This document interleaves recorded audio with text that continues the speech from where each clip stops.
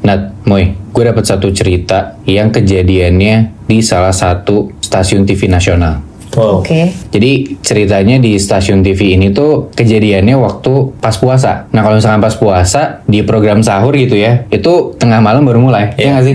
Nah ini kejadiannya terjadi sama dua orang kru TV itu. Ini kita sebut aja namanya Ratna sama Dewi ya. Jadi Ratna sama Dewi ini di jam 2 pagi mereka ke toilet kantor itu sambil bawa HT-nya. Kan kalau misalkan kru TV bawa HT kan, masuk tuh ke toilet. Nah posisinya si Ratna itu di wastafel, Dewi itu di dalam bilik toiletnya. Nah, tiba-tiba di HT-nya Ratna yang ditaruh di wastafel itu bunyi kayak Ratna monitor, nah lu di mana? Coba ke set dong gitu. Bunyi kayak gitu, terus Dewi dari dalam bilik toilet dia teriak, "Nah, dicariin tuh." Terus dari luar dari si wastafel ini Ratna ngomong ke Dewi, "Udah ntar aja biarin," gitu. Terus nggak lama muncul lagi tuh suara di HT-nya Ratna monitor, buruan ke set. Terus Dewi bilang, "Nah duluan aja ke set." Terus Ratna bilang, "Udah santai aja, gue mau nemenin lu, Wi." Katanya gitu. Nah tiba-tiba di dalam kamar mandi nih si Dewi tuh HP-nya bunyi karena ada yang nelpon.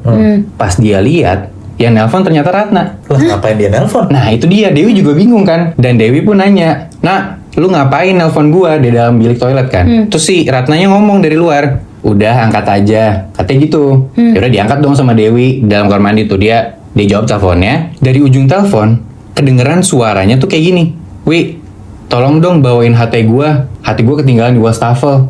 Gua udah jalan ke set." Lah, Terus? Nah, bingung kan Dewi kayak gitu kan? Berarti gue dari tadi ngomong sama siapa? Di keadaan dia panik dan takut itu, dia tuh ngerasa di depan toilet tuh ada orang. Dan lu tahu kan kalau misalkan bilik toilet tuh ada kayak space di bawahnya gitu kan? Nah, si Dewi tuh ngeliat di bawah space itu muncul kaki. Tapi nggak pakai alas kaki, kayak cuman ngeker. Terus kakinya tuh pucat dan banyak lebam-lebam biru. Dia kan panik, jadi nggak tahu mau ngomong apa kan?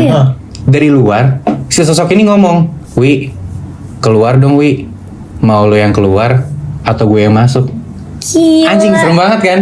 Ini kalau misalkan ada teman-teman yang tahu di stasiun TV mana, boleh lo tebak silakan ya. Moibi, Ya. lo tau nggak? Pramugari tuh kalau ngitung penumpang tuh ngeliat kakinya. Karena kalau lihat kepalanya, takutnya hitungannya lebih dari daftar penumpang. Hah, kenapa?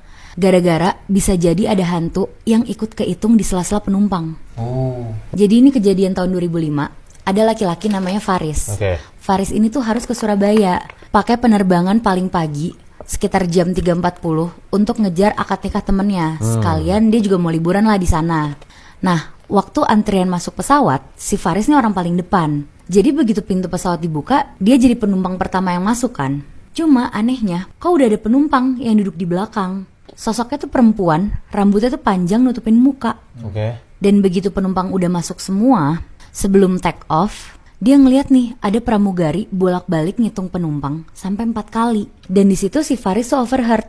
Ada obrolan antar sesama pramugari yang bilang kalau penumpangnya tuh lebih satu. Wow. Dan habis dari situ, ada lagi nih kejadian mistisnya. Tapi kalau dipikir-pikir, kalau nanti naik pesawat gue gak mau deh duduk paling belakang. Lah, emang lu mau terbang kemana? Karena gue mau terbang bareng Tos-Tos yang lagi ngadain challenge liburan gratis ke Korea. Dari biaya pesawat sampai kalau lo belum punya paspor dan visa, nanti bakal dibantu dibikinin.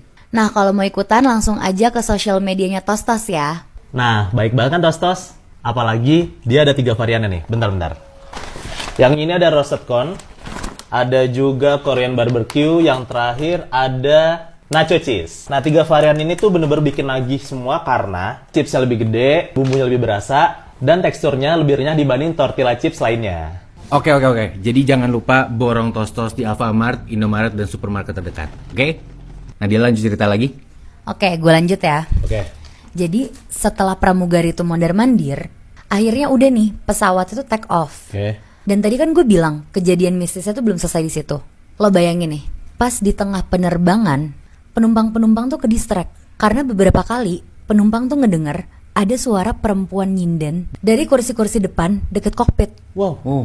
Nah, gak lama, lo tahu nggak? Penumpang-penumpang ngeliat ada pramugari yang lagi berontak-berontak dipegang sama teman-temannya. Si pramugari ini, dia tuh berusaha nari-nari sambil nyinden. Jadi lo bayangin, ada pramugari kesurupan sinden di tengah penerbangan.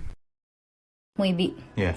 hati-hati banget deh buat perempuan yang kalau lagi mens. Karena kalau perempuan lagi mens itu tuh biasanya kayak makhluk halus tuh malah jadi lebih pengen buat nampakin diri gitu loh.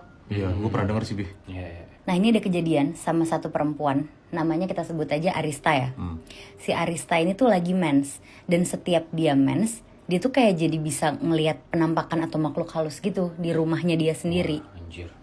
Nah kebetulan si Arista ini tuh udah nikah, jadi dia tuh tinggal di rumah sama suaminya doang berdua. Ada satu malam dimana si Arista ini tuh lagi tidur sama suaminya berdua, tapi entah kenapa di malam ini tuh Arista ngerasa dia tuh tidurnya kayak bertiga. Jadi nggak kayak berdua sama suaminya, karena dia ngerasa di sebelah suaminya dia itu ada kayak sosok lain lagi. Awalnya si Arista tuh kayak ngediemin aja lah, dia bener-bener gak cerita apa-apa ke suaminya. Sampai akhirnya di malam itu dia lagi tidur nih sama suaminya, kayak udah lelap banget tidurnya, dan posisinya tuh lagi pelukan gitu sama suaminya. Terus pas lagi pelukan sama suaminya, si Arista tuh ngerasa kok suaminya kayak wangi banget melati. Pokoknya tuh kayak wangi melatinya tuh yang kayak kenceng banget gitu loh. Dan ternyata pas dia buka matanya Muibi, si Arista ini tuh lagi pelukan sama sosok kuntilanak. Anjir. Dan akhirnya dia langsung teriak-teriak histeris. Akhirnya mereka berdua pergilah ke Pak Ustadz. Terus pas mereka pergi ke Pak Ustadz, akhirnya si Arista didoa-doain dan lain-lain. Dan si Ustadznya ini tuh bilang, Arista ini punya sesuatu yang gak dipunyain sama si kuntilanak ini. Dan ternyata sesuatunya itu adalah suami. Oh shit. Jadi ya selama ini si sosok kuntilanaknya ini tuh ya naksir sama suaminya Arista. Bih, Nat, menurut gue hati-hati buat orang-orang yang kebiasaannya masih belum tidur di jam 1, jam 2 pagi. Karena itu kan jam-jam rawan banget kan.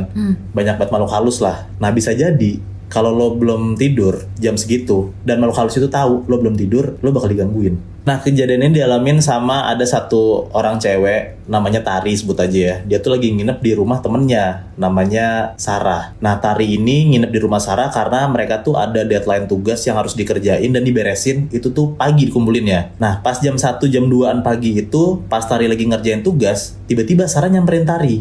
Dibilang kayak, Tar, gue mau matiin lampu ya, lo matiin laptop deh, kita pura-pura tidur dulu yuk jam segini. Si Tari nanya lah kayak, kenapa Sar? Nah si Sarah cuma bilang, nanti gue jelasin deh. Mereka pura-pura tidur lah tuh, mereka masuk ke dalam selimut. Ditanya lagi lah sama si Tari nih di dalam selimut kayak, Sar emang kenapa? Dijelasin lah sama Sarah. Ternyata Sarah bilang kayak, udah 5 hari ke belakang, setiap gue belum bisa tidur, gue belum tidur jam 2 pagi, gue tuh disamperin sama kuntilanak lagi nangis. Aduh. Nah satu-satunya yang bisa gue lakuin biar si kuntilanak ini pergi, kalau gue pura-pura tidur. Nah si Tari deg-degan banget, cuman karena dia mau nggak mau harus ngikutin apa yang si Sarah bilang, ya udah dia ikutin lah. Mereka pura-pura tidur, masuk selimut, HP dimatiin. Pas banget bener jam 2, si Tari sama Sarah denger ada cewek nangis. Itu pasti kuntilanak itu dong. Iya. Nangis aja tuh, hampir sekitar 1 menitan lah. Pas 1 menitan itu berhenti, si kuntilanak ini udah nggak nangis.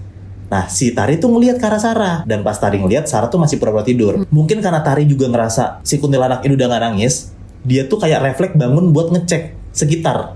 Dia coba bangun, dia keluar dari selimut, dia celingak-celinguk tuh ke arah kamarnya si Sarah, kayak nengok ke kanan, nengok ke kiri. Dia ngeliat kalau pintu kamarnya Sarah itu kebuka gede banget, Bihnat. Padahal sebelum tidur itu udah ditutup rapet. Pas dia nengok ke arah pintu yang kebuka gede itu, Tari tuh denger ada suara cewek itu nangis lagi. Nangisnya itu asalnya dari pintu yang kebuka.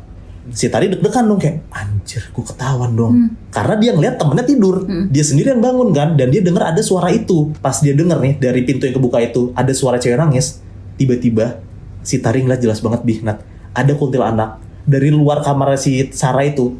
Dia ngerangkak kenceng banget masuk ke kamar Sarah, dan dia masuk ke dalam kolong kasur si Sarah. Anjir.